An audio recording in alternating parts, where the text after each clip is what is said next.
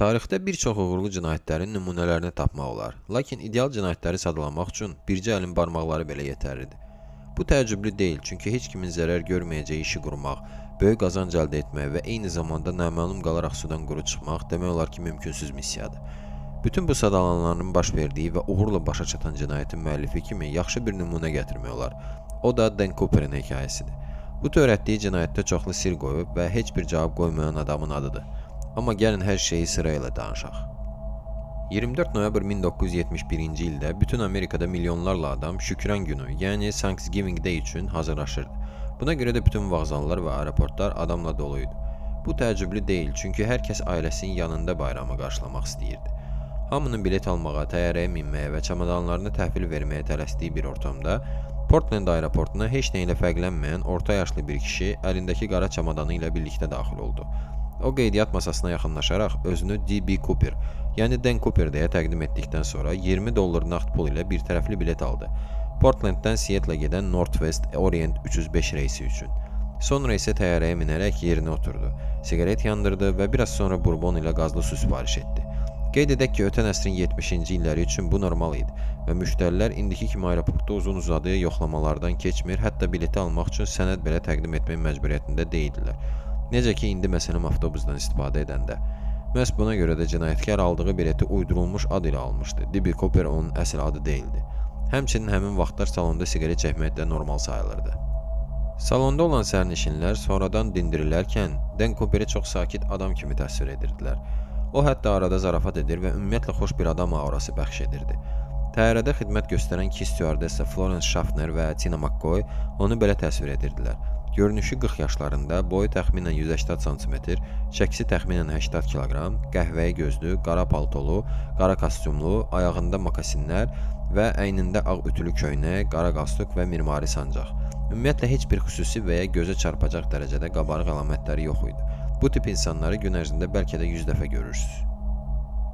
Saat 14:50-də 305 reysi havaya qalxdı. 8 dəqiqə sonra Dan Cooper stüardessa Florence Schaffneri yanına çağıraraq ona xırda və bükülmüş halda olan bir kağız parçası verdi. Əvvəlcə Florence düşündü ki, kişi ona telefon nömrəsi və ya buna bənzər bir şey verir. Yəni ki, ondan xoşu gəlib və onun ilə daha yaxından tanış olmaq istəyir. Buna görə də o sadəcə gülümsədi və kağızı oxumayaraq cibinə qoydu. Bunu görən Dan ona yaxınlaşaraq biraz əyildi və sakitcə xanımın qulağına pıçıldadı. Xanım, məsləhət görərdim ki, kağızı oxuyasınız, məndə bomba var. Bunu eşidən Florence dərhal kişinin yanında oturdu və kağızı cibindən çıxardaraq onu oxudu. Qeydin məzmunu təxminən belə idi. Mənim çantamda bomba var və lazım bildiyim təqdirdə istifadə edəcəm. Mən istəyirəm ki, siz mənim yanımda oturasınız. Qeyd qara flomasterlə yazılmışdı və səliqəli çap hərfləri ilə idi. Oxuduqdan sonra Cooper dərhal kağızı geri aldı. Sonra çantasını açaraq stüardessaya kağızda bomba kimi qeyd etdiyi bir cihazı göstərdi. Bundan sonra cinayətkar stüardessadan pilotlara öz tələblərini çatdırmağa xahiş etdi. Tələblər isə bunlar idi. $200.000 məbləğində pul, hamısı $20 əskinasları ilə və 2 paraşüt dəsti. Bundan əlavə o tələb etdi ki, Seattle-da enişdən sonra təyyarənin benzin çəni tam doldurulsun və yalnız bu tələblər yerinə yetirilsə, o sərnişinlərin təyyarədən çıxmasına izin verəcəyini bildirmişdi. Stüardessa bütün tələbləri pilot kabinasına çatdırıb onun yanına qaydanda Cooper artıq günəş eynəyi taxaraq oturmuşdu. Onun təyyarə salonunda niyə sonradan gün eynəyi taxıb oturması hələ də məlum deyil. Daha sonra təyyarənin baş pilotu William Scott, Seattle-Tacoma aeroportunun hava hərəkəti idarəsindəki dispetçer ilə əlaqə saxlayaraq ona bortda baş verənlər barədə bütün informasiyanı məruzə etdi. Dispetçer isə öz növbəsində müvafiq məlumatı yerli və həm də federal orqanlara ötürdü. Qeyd edək ki, Dan Cooperin təyyarə bortunda maksimum gizli və sakit hərəkət etməsi təyyarədə yarana biləcək panika və qarmaqarışıqlığın qarşısını öncədən almışdı. Pilotlar isə öz növbəsində sərnişinlərə Seattle-da enişin texniki problemlər səbəbindən gecikəcəyini bildirmişdilər. Buna görə də salonda olan sərnişinlər vəziyyətin ciddiliyini uzun müddət anlamırdılar. Təyyarədəki sərnişinlərin təhlükəsizliyini təmin etmək üçün Northwest Orient Airlines şirkətinin rəhbəri Donald Nairab öz işçilərinə cinayətkarın bütün tələblərini yerinə yetirməyi əmr etdi. Həmçinin polis və FBI agentləri də bu səbəbdən Dan Cooperin istəklərinə qarşı getmədilər. Bir neçə saat ərzində təcili komanda hazırlayaraq lazım olan pulu və paraşütləri tapıb hazır etdilər. Daha bir maraqlı fakt, stüardessa Florence Schaffner iddia edirdi ki, Dan Cooper Seattle ətrafındakı əraziyə çox yaxşı bələd idi. O pəncərədən Tacoma şəhərini səhv etmədən göstərmiş və yaxınlıqda McCord hava qüvvələri bazasının olduğunu qeyd etmişdi. Digər stüardessa Tina McCoy isə Cooperin çox sakit, nəzakətli və inamlı davrandığını deyirdi. Sonradan o etiraf etmişdir ki, Cooper mehriban görünür və ümumiyyətlə cinayətkara heç oxşamırdı. Hətta üstündə bomba olduğunu etiraf etdikdən sonra belə Dan Cooper bourbon sifariş edir və hər sifarişdə lazım olan məbləği tam ödəyirdi. Həmçinin o rest olaraq ekipaj üçün əlavə yemək də sifariş etmişdi. Saat 17:24-də Cooperə onun tələblərinin hamısının tam yerinə yetirildiyi bildirildi və o pilotlara Seattle-Tacoma beynəlxalq aeroportunda eniş etməyə icazə verdi. Təyyarə yerə dəyən kimi Dan pilotlara əmr verdi ki, onlar ən uzaq uçuş enməz olağına getsinlər və həmçinin təyyarədəki bütün işıqları söndürsünlər. Çox güman Cooperin bu tələbi ona görə idi ki, aeroportda yerləşdirilə biləcək snayperlər təyyarə içində nələrin baş verdiyini görməsinlər. Təyyarə dayanan kimi pul və paraşütləri gətirən avtomobil arxa tərəfdən yaxınlaşıb onları təyyarəyə təhvil verdi. Cooper öncədən verdiyi sözü yerinə yetirdi və bütün sərnişinləri, həmçinin bir neçə stüardessanı təyyarədən azad buraxdı. Təyyarə çəninin doldurulması zamanı cinayətkar ekipaja sonraki təlimatları izah edirdi. Onlar Mexikoya kurs saxlamalı, təyyarə mümkün qədər aşağı hündürlükdə və aşağı sürətlə uçmalı idi. Əlavə olaraq o dəqiqləşdirdi ki, emmə mexanizmi, yəni şassi açıq vəziyyətdə qalsın. Qanad flapləri 15 dərəcə aşağı salınsın. Onun fikrincə bu, təyyarənin çox aşağı sürətlə təhlükəsiz uçmasına imkan verəcəkdi. Son tələb isə kabin təzyiqinin, yəni hermetikliyin ləğv edilməsi idi. Bu baş verərsə, təyyarə uça-uça onun hər hansı qapısının açılması mümkün olurdu. Pilot William Scott Cooperə belə uçuşun təhlükəli ola biləcəyini deməyə çalışırdı, amma cinayətkar onu inandırırdı ki, hər şey normal olacaq. Eyni zamanda FBI agentləri də Dan Cooperin planlarını anlamağa çalışırdılar. Onlar sadəcə bir adama iki paraşütün niyə lazım olduğunu və bundan sonra cinayətkarın nələr edəcəyini anlamağa çalışırdılar. Amma yenə də suallar cavablardan qat-qat çox idi. Təyyarə çəni yanacaq ilə tam doldurulduqdan sonra pilotlara qalxma əmri verildi. Təxminən 19:40-da təyyarə artıq havada idi. Qalxma zamanı Cooper Tina McCoydan pilot kabinasına getməyi və oranın qapısını bağlamağa xahiş etdi.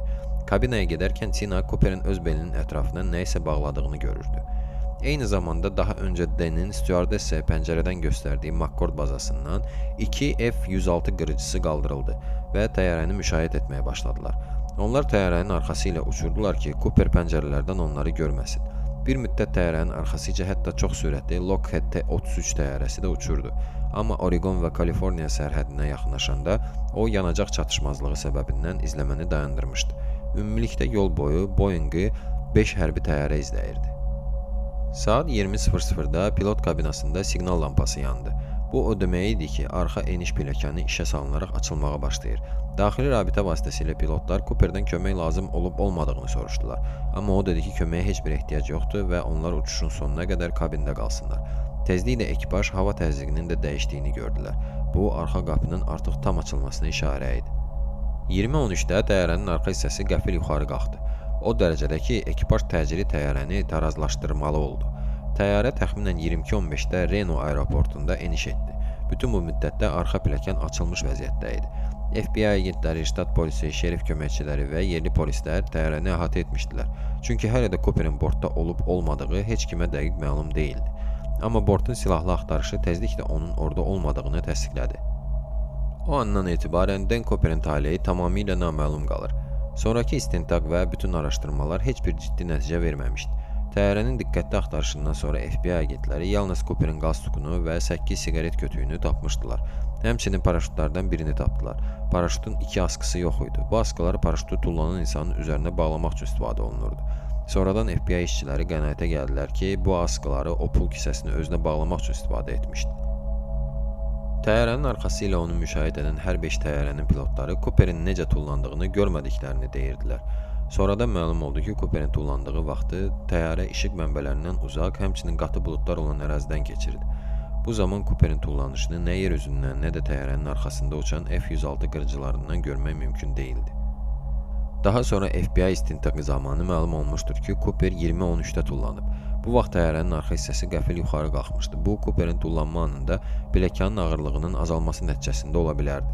Həmin anda təyyarə Washington ştatının cənub-qərbindəki Rainier çayı vadisindən keçirdi. Cooperin harada yerə düşdüyünü tam dəqiqliyi ilə müəyyən etmək sadəcə mümkün deyildi.